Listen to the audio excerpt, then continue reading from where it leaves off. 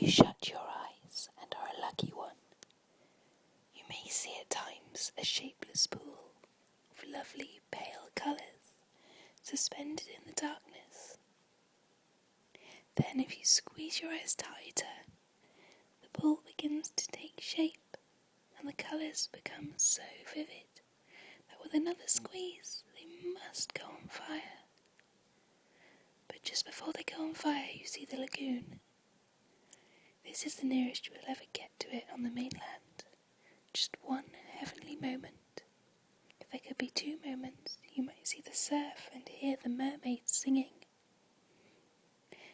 The children often spent long summer days on this lagoon, swimming or floating most of the time, playing the mermaid games in the water and so forth. You must not think from this that the mermaids were on friendly terms with them.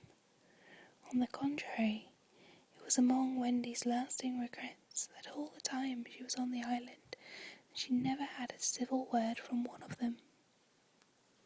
When she stole softly to the edge of the lagoon, she might see them by the score, especially on Marooners Rock, where they loved to bask, combing out their hair in a lazy way that quite irritated her. Or she might even swim, on tiptoe as it were, to within a yard of them. But then they saw her and dived, probably splashing her with their tails, not by accident, but intentionally. They treated all the boys in the same way, of course, except, of course, Peter, who chatted with them on Marooners Rock by the hour and sat on their tails when they got cheeky. He gave Wendy one of their combs. The most haunting time at which to see them is at the turn of the moon, when they utter strange wailing cries.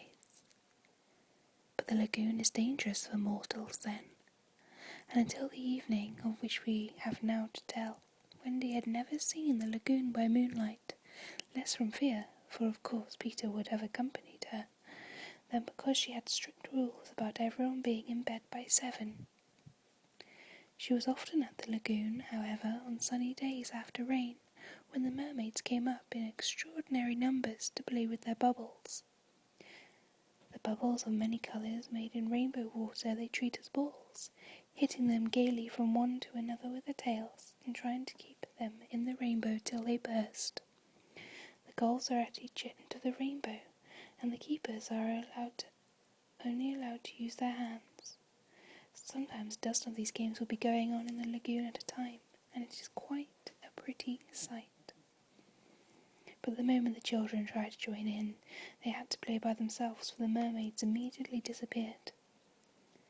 Nevertheless, we have proof that they secretly watched the interlopers, and were not above taking an idea from them, for John introduced a new way of hitting the bubble, with the head instead of the hand, and the mermaids adopted it. This is the one mark that John has left on the Neverland. It must have also been rather pretty to see the children resting on a rock for half an hour after their midday meal. Wendy insisted on their doing this, and it had to be a real rest even though the meal was make-believe. So they lay there in the sun, and their bodies glistened in it, while she sat beside them and looked important. It was one such day, and they were all on Marooners Rock. The rock was not much larger than their great bed, but of course they all knew how not to take up much room, and they were dozing, or at least lying with their eyes shut, and pinching occasionally when they thought Wendy was not looking. She was very busy stitching. While she stitched, a change came to the lagoon. Little shivers ran over it, and the sun went away, and the shadow stole across the water, turning it cold. Wendy could no longer see to thread her needle, and when she looked up at the lagoon that had always hitherto been such a laughing place seemed formidable and unfriendly. It was not, she knew, that night had come, but something as dark as night had come. No, worse than that. It had not come, but it had sent that shiver through the sea to say that it was coming. What was it? There, crowded upon her all the stories she had been told of Marooners Rock, so called because evil captains put sailors on it and leave them there to drown. They drown when the tide rises, for then it is submerged. Of course she should have roused the children at once, not merely because of the unknown that was stalking towards them, but because it was no longer good for them to sleep on a rock grown chilly. But she was a young mother, and she did not know this. She thought you simply must stick to your rule about half an hour after the midday meal. So, though fear was upon her, and she longed to hear male voices, she would not waken them. Even when she heard the sound of muffled oars, though her heart was in her mouth, she did not waken them. She stood over them to let them have their sleep out. Was it not brave of Wendy? It was well for those boys, but there was one among them who could sniff danger even in his sleep. Peter sprang erect, as wide awake at once as a dog, and with one warning cry he roused the others. He stood motionless, his hand to his ear. "Pirates!" he called. The others came closer to him. A strange smile was playing about his face, and Wendy saw it and shuddered. While that smile was on his face, no one dared address him. All they could do was stand ready to obey. The order came sharp and incisive. "Dive!" There was a gleam of legs, and instantly the lagoon seemed deserted. Marooners Rock stood alone in the forbidding waters, as if it were itself marooned. The boat drew nearer. It was the pirate dinghy with 3 figures in her, Smee and Starkey, and a third captive, no other than Tiger Lily. Her hands and ankles were tied, and she knew what was to be her fate. She was to be left on the rock to perish, an end to one of her race more terrible than death by fire or torture, for it is not written in the book of the tribe that there is no path through the water to the happy hunting ground. Yet her face was impassive. She was the daughter of a chief. She must die as a chief's daughter. It is enough. They had caught her boarding the pirate ship with a knife in her mouth. No watch was kept on the ship, it being Hook's boast that the wind of his name guarded the ship for a mile around. Now her fate would help to guard it also. One more whale would go the round in that wind by night. In the gloom that they brought with them, the 2 pirates did not see the rock till they crashed into it. "Luff, you lubber!" cried an Irish voice that was Smee's. "Here's the rock. Now, then what we have to do is to hoist the redskin onto it, and leave her here to drown." It was the work of one brutal moment to land the beautiful girl on the rock. She was too proud to offer a vain resistance. Quite near the rock, but out of sight, 2 heads were bobbing up and down, Peter and Wendy's. Wendy was crying, for it was the first tragedy she had seen. Peter had seen many tragedies, but he had forgotten them all. He was less sorry than Wendy for Tiger Lily. It was the 2 against 1 that angered him, and he meant to save her. An easy way would be to wait until the pirates had gone, but he was never one to choose the easy way. There was almost nothing he could not do, and now he imitated the voice of Hook. "Ahoy there, you lubbers!" he called. It was a marvellous imitation. "The captain," said the pirates, staring at each other in surprise. "He must be swimming out to us," Starkey said, when they had looked for him in vain. "We have put in the redskin on the rock," Smee called out. "Set her free," came the astonishing answer. "Free?" "Yes, cut her bonds and let her go." "But, Captain—" "At once, do you hear?" cried Peter, "or I'll plunge me hook into you." "This is queer," Smee gasped. "Better do what the captain orders," said Starkey nervously. Aye, aye, Smee said, and he cut Tiger Lily's cords. At once, like an eel, she slipped between Starkey's legs and into the water. Of course, Wendy was very elated over Peter's cleverness. But she knew that he would be elated also and very likely crow and thus betray himself, so at once a hand went out to cover his mouth. But it was stayed even in the act, for "Boat ahoy!" rang out over the lagoon in Hook's voice, and this time it was not Peter who had spoken. Peter may have been about to crow, but his face puckered into a whistle of surprise instead. "Boat ahoy!" again came the voice. Now Wendy understood. The real Hook was also in the water. He was swimming to the boat, and his men showed a light to guide him. It soon reached them. In the light of the lantern, Wendy saw his hook grip the boat's side. She saw his evil, swarthy face as he rose dripping from the water, and quaking she would have liked to swim away, but Peter would not budge. He was tingling with life and also top-heavy with conceit. "Am I not a wonder? Oh, I am a wonder," he whispered to her.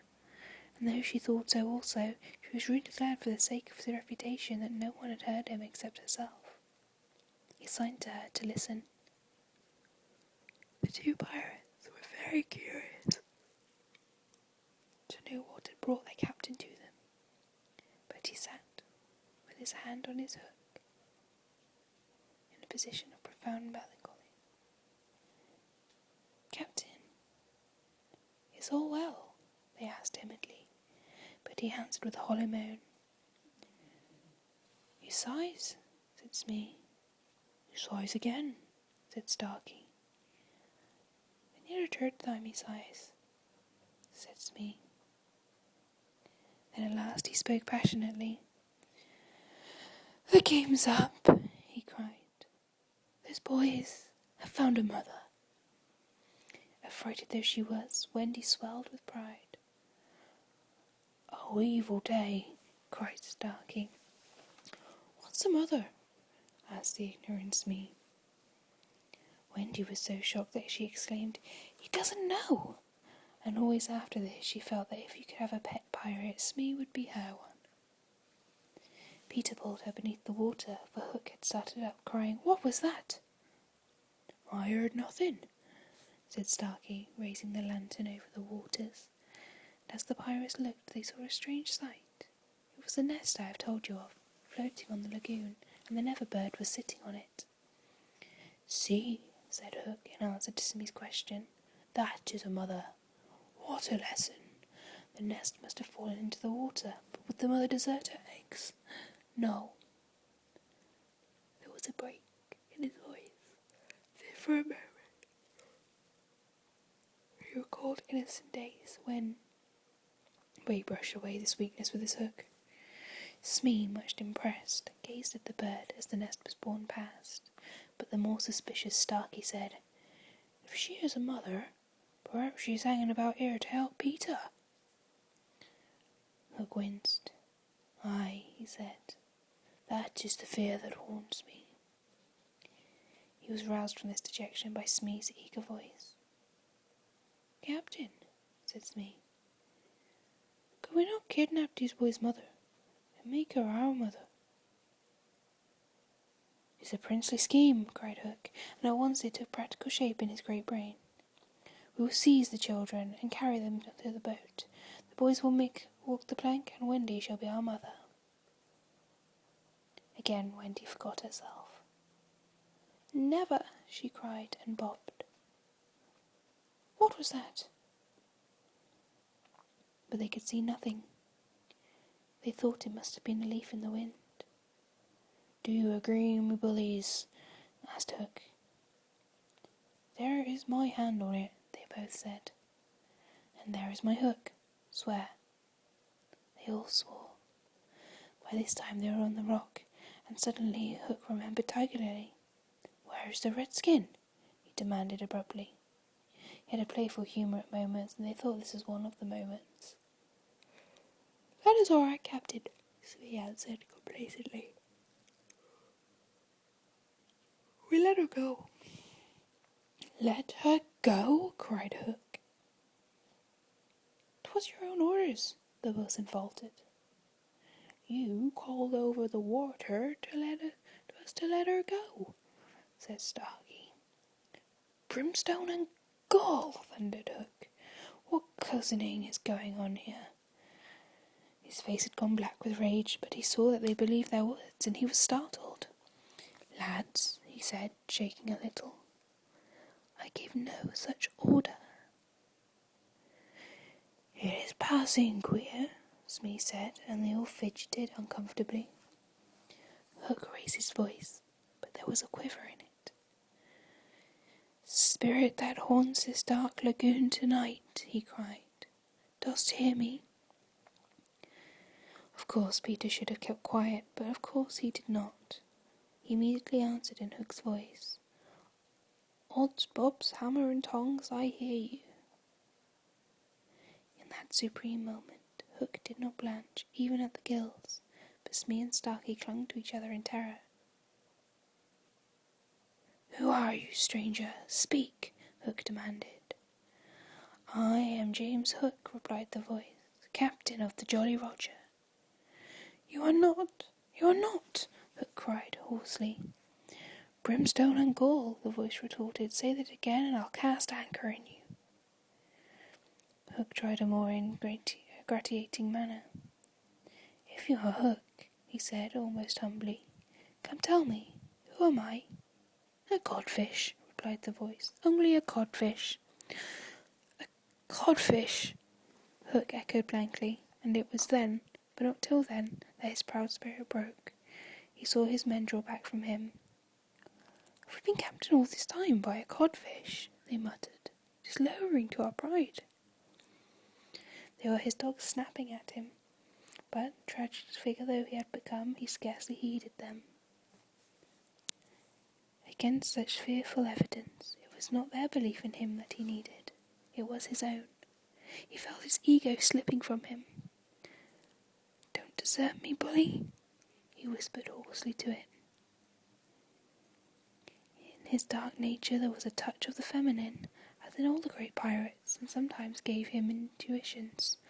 Suddenly he tried the guessing game. Hook, he called, have you another voice? Now, Peter could never resist a game, and he answered blithely in his own voice. I have. And another name? Aye, aye. Vegetable? Asked Hook. No. Mineral? No. Animal? Yes. Man? No. This answer rang out scornfully.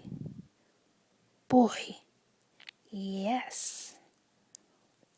Ordinary boy? No. Wonderful boy? To Wendy's pain, the answer that rang out this time was yes. Are you in England? No. Are you here? Yes. Hook was completely puzzled. You ask him some questions, he said to the others, wiping his damp brow. Smee reflected. Can't think of a thing, he said regretfully. Can't guess, cried Peter. Do you give it up? Of course, in his pride he was carrying the game too far, and the miscreants saw their chance. Yes, they answered eagerly. Well then, he cried, I am Peter Pan. Pan. In a moment Hook was himself again, and Smee and Starkey were his faithful henchmen. Now we have him, Hook shouted. Into the water, Smee. Starkey, mind the boat. Take him dead or alive. He leaped as he spoke, and simultaneously came the gay voice of Peter. Are you ready, boys? Aye, aye, from various parts of the lagoon. Then lam into the pirates. The fight was short and sharp. First to draw blood was John, who gallantly climbed into the boat and held Starkey. There was a fierce struggle in which the cutlass was torn from the pirate's grasp. He wriggled overboard and John leapt after him. dinghy floated away. Here and there a head bobbed up in the water, and there was a flash of steel followed by a cry or a whoop. In the confusion some struck at their own side. The corkscrew of Smee got Tootles in the fourth rib, but he himself was pinked in turn by Curly. Farther on the rock, stuck, he was pressing slightly and the twins hard. Where all this time was Peter? He was seeking bigger game. The others were all brave boys, and they must not be blamed for backing from the pirate captain. His iron claw made a circle of dead water round him, from which they fled like affrighted fishes. But there was one who did not fear him. There was one that prepared to enter that circle. Strangely, it was not in the water that they met. Hook rose to the rock to breathe, and at the same moment Peter scaled it on the opposite side. The rock was slippery as a ball, and they had to crawl rather than climb. Neither knew that the other was coming. Each feeling for a grip met the other's arm. In surprise they raised their heads. Their faces were almost touching, so they met. Some of the greatest heroes have confessed that just before they fell too. They had a sinking. Had it been so with Peter at that moment, I would admit it. After all, he was the only man that the sea cook had feared. But Peter had no sinking. He had one feeling only, gladness, and he gnashed his pretty teeth with joy. Quick as thought, he snatched a knife from Hook's belt and was about to drive it home, and he saw that he was higher up the rock than his foe. It would not have been fighting fair. He gave the pirate a hand to help him up. It was then that Hook bit him. Not the pain of this, but its unfairness was what dazed Peter. It made him quite helpless. He could only stare, horrified. Every child is affected thus the first time he is treated unfairly. All he thinks he has a right to, when he comes to you, to be yours is fairness. After you have been fair to him, he will love you again, but will never afterwards be quite the same boy. No one ever gets over their first unfairness. No one except Peter. He often met it, but he always forgot it. I suppose that was the real difference between him and all the rest. So when he met it now, it was like the first time, and he could just stare, helpless. Twice the iron hand clawed him. A few moments afterwards, the other boys saw Hook in the water, striking wildly for the ship. No elation on his pestilent face now, only white fear, for the crocodile was in dogged pursuit of him. On ordinary occasions, the boy would have swum alongside, cheering, but now they were uneasy, for they had both lost both Peter and Wendy, and were scouring the lagoon for them, calling them by name. They found the dinghy and went home in it, shouting, "Peter! Wendy!" as they went, but no answer came save the mocking laughter from the mermaids. They must be swimming back or flying, the boys concluded. They were not very anxious because they had such faith in Peter. They chuckled, boy-like, because they would be late for bed, and it was all Mother Wendy's fault. When their voices died away, there came a cold silence over the lagoon, and then a feeble cry. "Help! Help!" Two small figures were beating against the rock. The girl had fainted and lay on the boy's arm. With a last effort, Peter pulled her up the rock and then lay down beside her. Even as he also fainted, he saw that the water was rising. He knew that they would soon be drowned, but he could do no more. As they lay side by side, a mermaid caught Wendy by the feet and began pulling her softly into the water. Peter, feeling her slip from him, woke with a start and was just in time to draw her back, but he had to tell her the truth. "We're on the rock, Wendy," he said, "but it is growing smaller. Soon the water will be all over it." She did not understand even now. "We must go," she said, almost brightly. Yes," he answered faintly. "Shall we swim or fly, Peter?" He had to tell her. "Do you think you could swim or fly as far as the island, Wendy, without my help?" She had to admit that she was too tired. He moaned. "What is it?" she asked, anxious about him at once. can't help you, Wendy. Hook wounded me. I can neither fly nor swim. Do you mean we shall both be drowned? Look how the water is rising. They put their hands over their eyes to shut out the sight. They thought they would soon be no more. As they sat thus, something brushed against Peter as light as a kiss, and stayed there, as if saying timidly, "Can I be of any use?" It was the tail of the kite which Michael had made some days before. It had torn itself out of his hand and had floated away. "Michael's kite," Peter said without interest. But next moment he had seized the tail and was pulling the kite towards him. "It lifted Michael off the ground," he cried. "Why should it not carry you?" "Both of us?" "You can't lift two," Michael and Curly tried. "Let us draw lots," Wendy said bravely. "And you, a lady? Never!" Already he had tied the tail round her. She clung to him. She refused to go without him, but with a "Goodbye, Wendy," he pushed her from the rock, and in a few minutes she was borne out of his sight. Peter was alone on the lagoon. The rock was very small now. Soon it would be submerged. Pale rays of light tiptoed across the waters, and by there was to be heard a sound at once the most musical and the most melancholy in the world. The mermaids calling to the moon. Peter was not quite like other boys, but he was afraid at last. A tremor ran through him, like a shudder passing over the sea. But on the sea, one shudder follows another till there are hundreds of them, and Peter felt just the one. Next moment he was standing erect on the rock again, with that smile on his face and a drum beating within him. It was saying, "To die will be an awfully big adventure."